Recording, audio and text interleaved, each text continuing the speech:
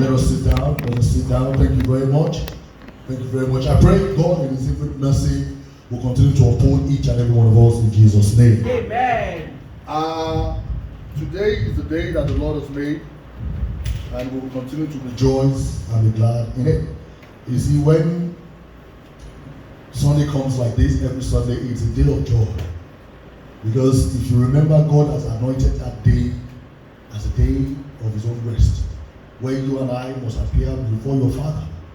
And I pray that your appearance before Him today will result into blessing, joy, grace, happiness for you and your children in the mighty name of Jesus. Amen. So, without much ado, let us go into the Bible of the lesson of today so that we can have the Word of God. Genesis chapter 4 verse 1 to 8. I believe we've studied this at least in about, if I'm right, we've actually discussed this topic this year. Now, not to talk of 2 Corinthians 9, 5 and 11. In fact, we still did that last month. We only did one from 6 to 12, but this one is 5 to 11. Hallelujah. Hallelujah. And now, so for one Sunday or the other, we've actually treated one of these lessons in different times. Now, the beauty of the lessons of today is that I'll be dwelling more on the first lesson,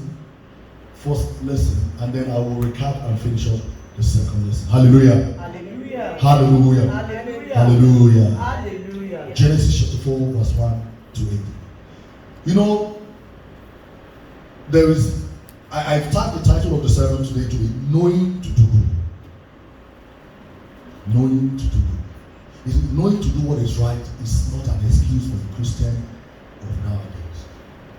A Christian must just know what is right to do. Now, if you don't know, then the lesson of today and the teaching of today will help you. Hallelujah. Hallelujah. I will be focusing on, my emphasis on the first lesson, and two things are very clear in the first lesson. I want you to read with me. Genesis chapter 4. I want you to read from verse 2, 3, and 4, and 5. And she again bare his brother Abel. Okay, so if you just read from one, yes? And Adam knew Eve his wife. Adam knew Eve, his wife. She conceived and bare Cain. And she conceived and bare Cain. And said, I have gotten a man from the Lord. I've gotten a man from the Lord. And she again bare his brother. And again bare another son, brother, Abel. And Abel was a keeper of sheep. And Abel was a keeper of sheep. But Cain was a tiller of the ground. Yes, now these are the profession of the two young men, the two first offspring, the two first fruit of man. Now, I will let you understand something that came out from that fruit. Continue. And in the process of time. Now, in the process of time means that they must have been learning something. Hallelujah. Hallelujah. They must have been learning something. Something must have been growing in their mind. Something must have been developing in their mind. And I believe Adam must have been teaching them some few things. Because the Bible says that when Eve conceived, said, I have gotten a man from the Lord. So that means both Adam and Eve understand God. Hallelujah. Hallelujah. And he didn't say, I have gotten a man from my man. But she said, I have gotten a man from the Lord. So she could acknowledge God in that moment. Yes? And in the process of time. It came to pass. That Cain brought of the fruit of the ground an offering unto the Lord. So in the process of time, they must have been taught about God. So, there must have been that understanding from Adam, their father, that, there's God. There is God. There is God. You must begin to understand that. So he understand that he was bringing his own offering before God, yes? And Abel, he also brought of the firstling of his flock. He also brought of the firstling of his flock. And of the fat thereof. And the Lord has respect unto So Abel. he must have brought it before God. And the Lord had respect unto Abel and to his own. Thank you very much. Let us quickly just digest what that really means. So that means in the process of time, they begin to gather understanding. They begin to have understanding that there is a God. There is someone that created their father, and their father must have been teaching them about something that they used to experience. Hallelujah. Hallelujah. And in the process of time, two things things are clear when those young men brought their offerings before God. Number one is that they both presented offering, isn't it? They both presented offering, so that is clear. But in the other part of the from the man called Abel, the Bible makes it very clear that he brought the first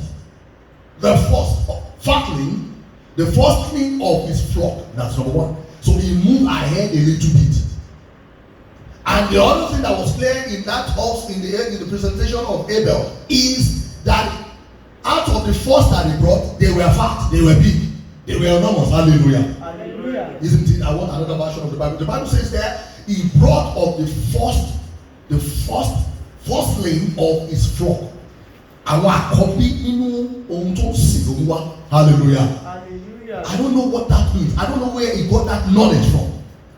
Perhaps I believe the father must have been teaching him. Abi, and he must have been talking to him. So he brought the first.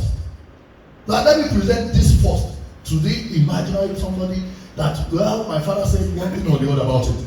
And also he brought the biggest part of it. Hallelujah. Hallelujah. When First, Abel also brought a gift. a gift. The best portion of the I love that. The best portion of the firstborn lamb from of the firstborn lamb. The best. You see, the Bible is very clear. The best of the first lamb.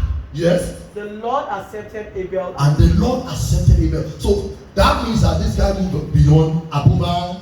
Beyond. So if there's nothing you want to learn today, get that at the back of your hand. Or, like we usually say in Yoruba, if it's almost a common vision. Hallelujah. Hallelujah. Put that there. The first and the best. The biggest, the best, because you are presenting something to your creator. Hallelujah. Hallelujah. That is the first lesson from the topic of today. Now I proceed. Now, in between these two first things that this man presented to God.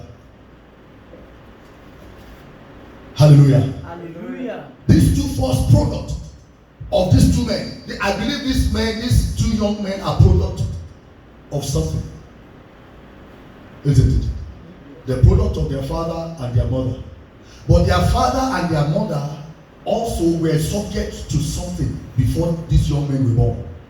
If you notice, the Bible understands because in the Genesis, in the beginning, that but two things were actually in display, operating beyond the ordinary, in real time as these young children were being born. What were the two things? The two things that was in display or in operation underneath is that evil and good were in existence. Hallelujah. Hallelujah. I believe you agree with me that. Yes. Something was happening in the surface. That maybe that was what was controlling their thought. I want you to begin to have understanding, just begin to think about it. Maybe that is what is controlling their thought. Maybe if their father has been teaching them some things, and then they have their own act to be able to assimilate what the father was saying. And then they might digest it one way or the other. So something else was working behind. Hallelujah. And what was working? If you look at the Bible, Genesis chapter 2, verse 9, Genesis chapter 3, verse 5, and Genesis chapter 3, verse 22. Quickly, yes. You will find out that something was working. 2 verse 9. Yes. The Lord God made all kinds of trees. Now the Lord God made all kinds of trees. Grow out of the ground. To grow out of the ground. Trees that were pleasing to the eye. The trees that were pleasing to the eyes. And good for food. And good for food. In the middle of the garden. And in the middle of the garden. Were the tree of life. Where he placed Adam and Eve were the tree of life. And the tree of knowledge. And the tree of knowledge. Go to 17. 17. But you must not eat from the tree of the Now, knowledge of good and evil. then the author and definition of everything about them told them specifically that you must not eat of what? Of the tree of the knowledge of good and evil. Because at the point in time when they were operating, when God was related to them, they come before God and they begin to relate with God without fear, without any reservation. And that's why God commanded them, do not eat of the tree of the knowledge of good and evil. Yes. For when you eat from it, from when you eat of it, you will certainly die. You will surely die. Hallelujah. Hallelujah. That when you eat of it, you will surely die. Hallelujah. Hallelujah. And they did eat of it, isn't it? So that means they died. And when they died, that is why you would agree with me that there was something that was actually operating or displaying itself in real time, because something else has been opened up to this young man. And now what opened up to them was what? Evil and good. So in the process of time, evil and good were present as they grew. And as they were growing, those two things would be fighting to take control of their heart. Those two things will be competing with each other to be able to take possession of that entity, which is a man. Hallelujah. Hallelujah. And it now depends on you. Which one wins that takes control of you? So the question now becomes, how do I know how to do good? How do I know if it's evil that is controlling me? How do I begin to digest which one is going to take hold of your life? Hallelujah. Because in the process of time, Cain and Abel brought this gift. Now let us read on.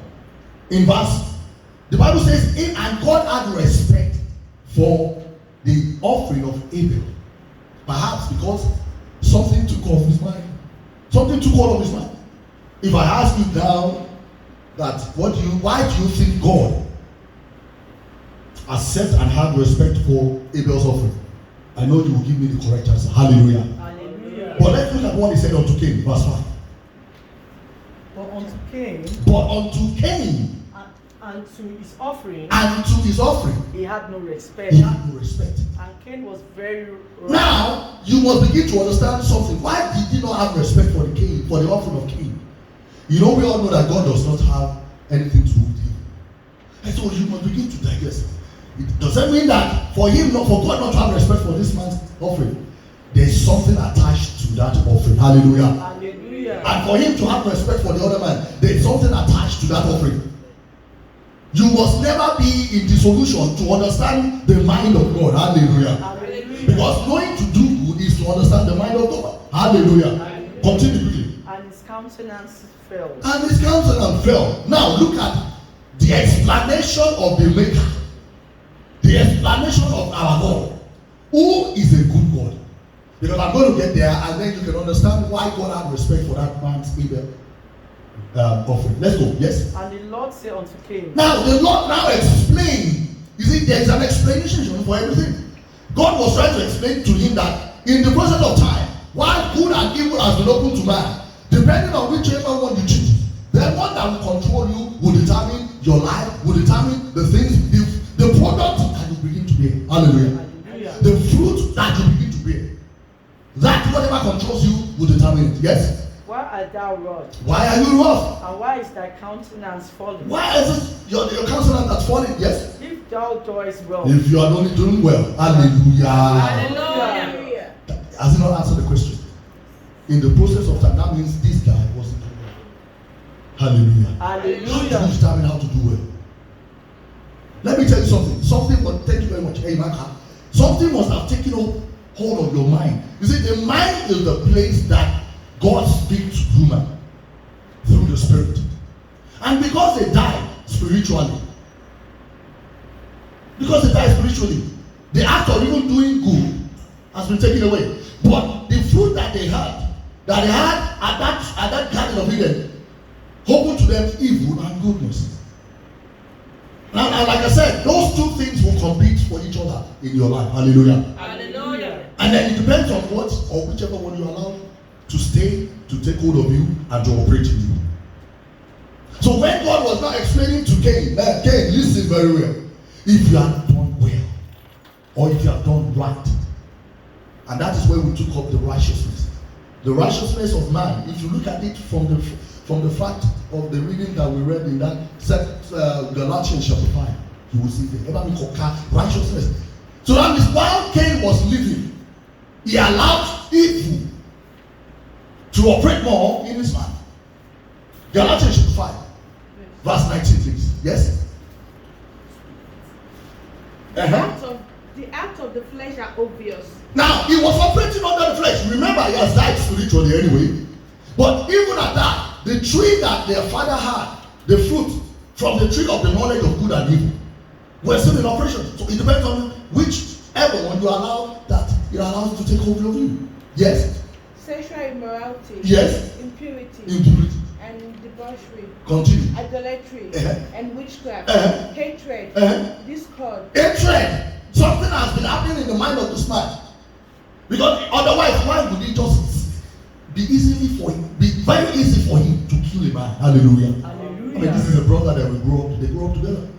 Báwo ṣe máa ṣe òun pé kò ń pa kò gún ọ̀pàyàn ní lójú ẹ̀? Hallelujah. Hallelujah. Let me tell you something. For you to start doing something, you must have been seeing it. But in this case of this man Cain, no one has killed before him in his presence. But Satan, evil that has been operating in the life, in the atmosphere, smelling of that evil. You know, the Bible says the prince of here is the devil. Hallelujah. Hallelujah. So he was controlling everything. Yes. Jealousy. Jealousy. Fits of rage. Oh yes. Selfish ambitions. Yes. Dissension. Factions. And envy. And envy. Drunkenness. Drunkenness. All this and the like. All these and the likes of it. Yes. I warn you. I warn you. As I did before. As I did before. That those who live like this will not inherit the kingdom of God. That those that live like this will not inherit the kingdom of God. Continue. But the fruit of the Spirit is love. But the fruit of the Spirit is love. Joy. Joy. Peace. Peace. Forbearance. Now look at the difference between evil and good. Forbearance. Kindness. Kindness. Goodness. Goodness. Faithfulness. Hallelujah. Hallelujah. Goodness was there. Yes. Faithfulness. Faithfulness. Gentleness. Gentleness. And self-control. And self-control. Look at that. And self-control. Yes. Against such things there is no law. Thank you very much. Hallelujah. Hallelujah. Those two things were operating in the atmosphere, in the life of man. So since these things both are presented to man, it is therefore a choice for a man to allow one to control him or to take hold of you. So the breaking news is that the evil had upper hand. Did you not have upper hand? Which one killed which one? So má jẹ́ kó yà ẹ́ lẹ́nu pé ibi àti evil ló ń ṣẹlẹ̀ nínú ayé táwa. Evil gan ló wá ní upper hand. In fact, he is the one having the upper hand. And that's why when you look at the world today, you know the thing, Bíbélì sọ Genesis chapter 6 verse 8. Bíbélì sọ wípé inú Ọlọ́run bàjẹ́, evil has been growing. That evil is present in this world than good. Even though both of them were open to man. But man has easily accepted the evil. Yes, what did he say? Verse 7. Genesis chapter 6 verse 7, 8. So the Lord said, And the Lord said, I will wipe from the face of the earth I will wipe off from the face of the earth the human race the human race I have created, that I have created. and with them the animals, Oh my God. the birds and the creatures that move along the ground. Continue. For I regret that I have made them. For I regret that I have made them. But Noah found favor in the eyes of the Lord. For Noah found favor in the eyes of the Lord. Hallelujah. Hallelujah. So there must be something why Noah found favor. He must have been doing the deeds of righteousness. He must have been doing well in the sight of God. Now, doing well is what will propel you because it allows you to know the mind of God. It allows you to be able to do the things of God. Which will then in turn in that 2 Corinthians that we're going to just get to, then that is when you can be